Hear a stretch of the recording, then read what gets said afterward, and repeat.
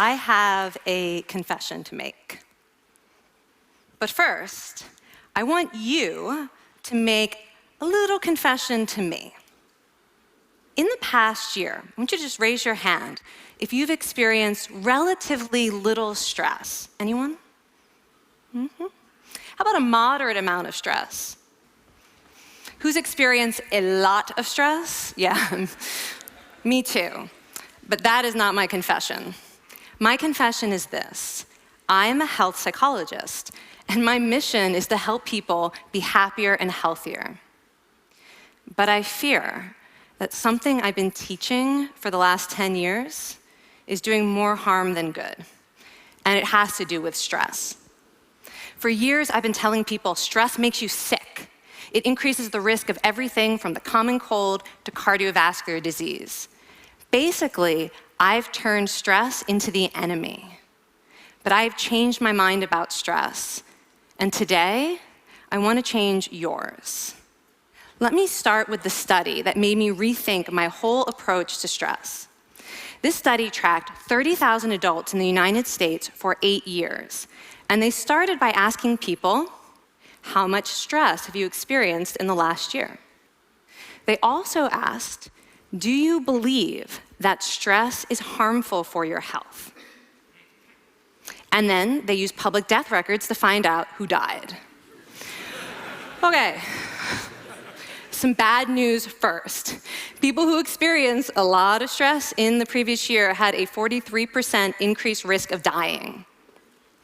But that was only true for the people who also believed that stress is harmful for your health. People who experienced a lot of stress but did not view stress as harmful were no more likely to die. In fact, they had the lowest risk of dying of anyone in the study, including people who had relatively little stress. Now, the researchers estimated that over the 8 years they were tracking deaths, 182,000 Americans died prematurely, not from stress, but from the belief that stress is bad for you. That is over 20,000 deaths a year. Now, if that estimate is correct, that would make believing stress is bad for you the 15th largest cause of death in the United States last year, killing more people than skin cancer, HIV, AIDS, and homicide. You can see why this study freaked me out. Here I've been spending so much energy telling people stress is bad for your health. So this study got me wondering, can changing how you think about stress make you healthier? And here the science says yes. When you change your mind about stress, you can change your body's response to stress. Now, to explain how this works, I want you all to pretend that you are participants in a study designed to stress you out. It's called the social stress test. You come into the laboratory, and you're told you have to give a 5-minute impromptu speech on your personal weaknesses to a panel of expert evaluators sitting right in front of you. And to make sure you feel the pressure, there are bright lights and a camera in your face, kind of like this. And the evaluators have been trained to give you discouraging nonverbal feedback, like this.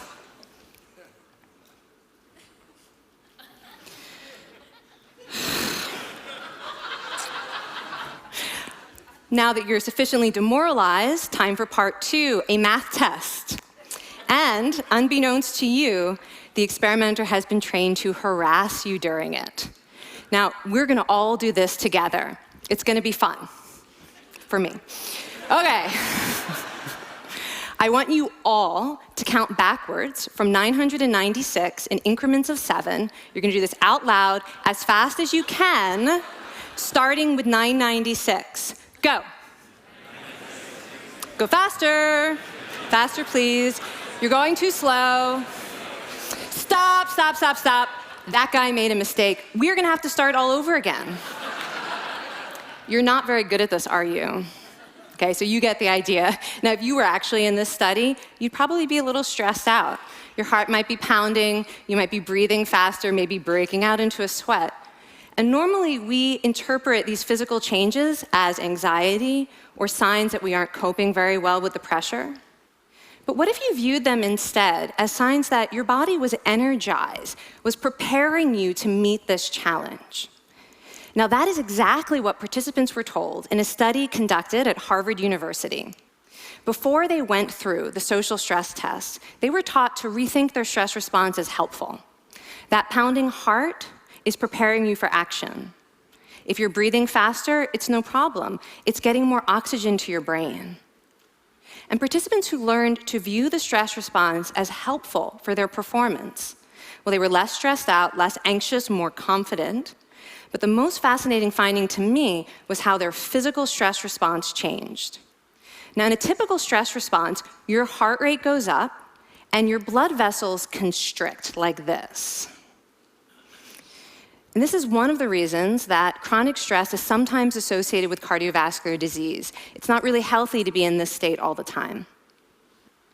But in the study, when participants viewed their stress response as helpful, their blood vessels stayed relaxed like this. Their heart was still pounding, but this is a much healthier cardiovascular profile. It actually looks a lot like what happens in moments of joy and courage. Over a lifetime of stressful experiences, this one biological change could be the difference between a stress-induced heart attack at age 50 and living well into your 90s.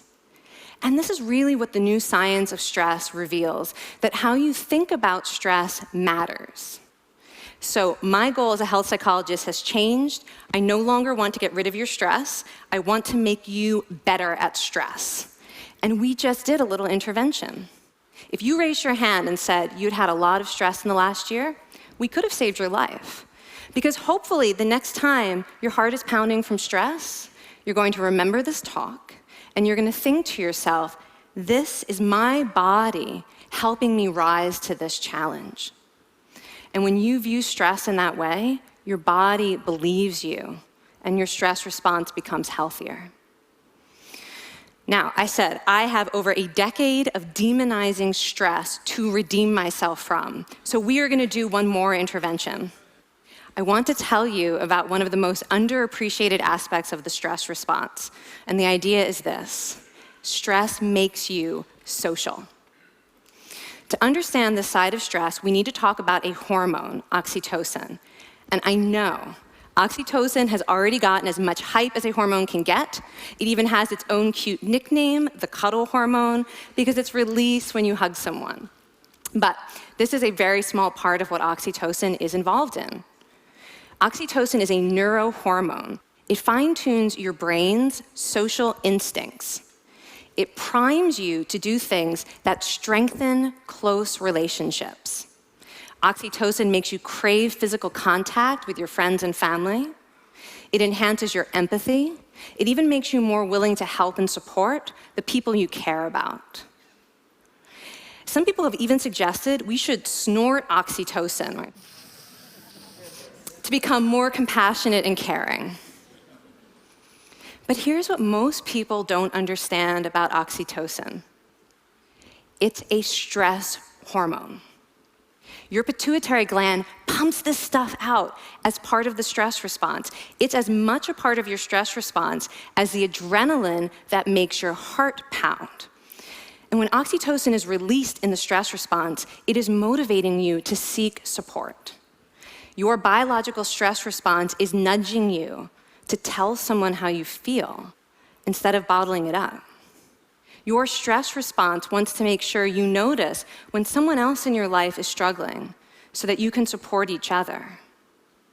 When life is difficult, your stress response wants you to be surrounded by people who care about you. Okay, so how is knowing this side of stress going to make you healthier? Well, oxytocin doesn't only act on your brain, it also acts on your body. And one of its main roles in your body is to protect your cardiovascular system from the effects of stress. It's a natural anti-inflammatory. It also helps your blood vessels stay relaxed during stress. But my favorite effect on the body is actually on the heart. Your heart has receptors for this hormone.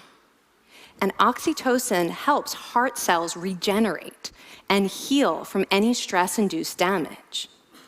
This stress hormone strengthens your heart. And the cool thing is that all of these physical benefits of oxytocin are enhanced by social contact and social support. So when you reach out to others under stress, either to seek support or to help someone else, you release more of this hormone, your stress response becomes healthier, and you actually recover faster from stress.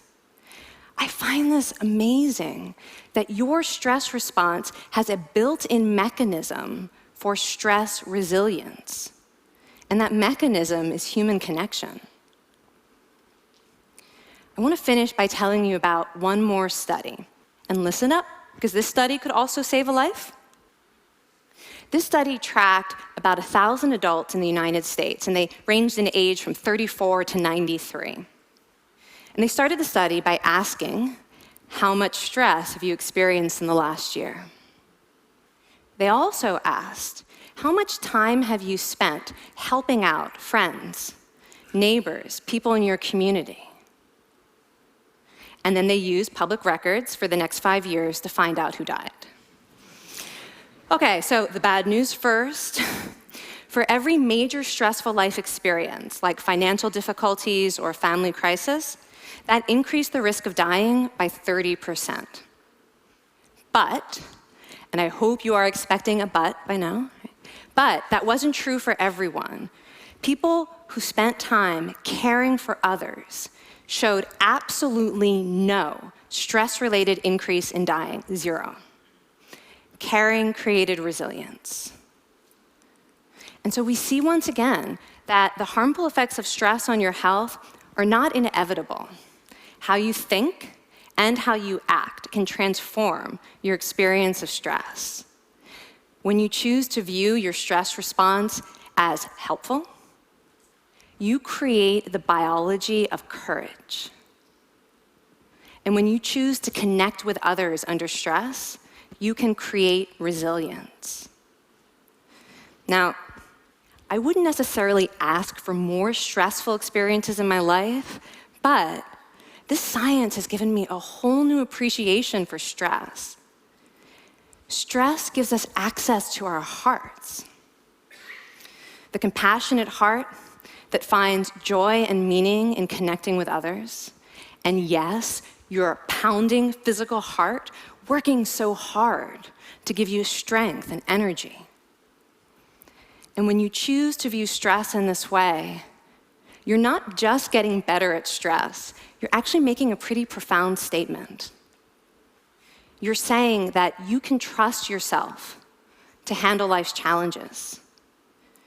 And you're remembering that you don't have to face them alone. Thank you. Thank you.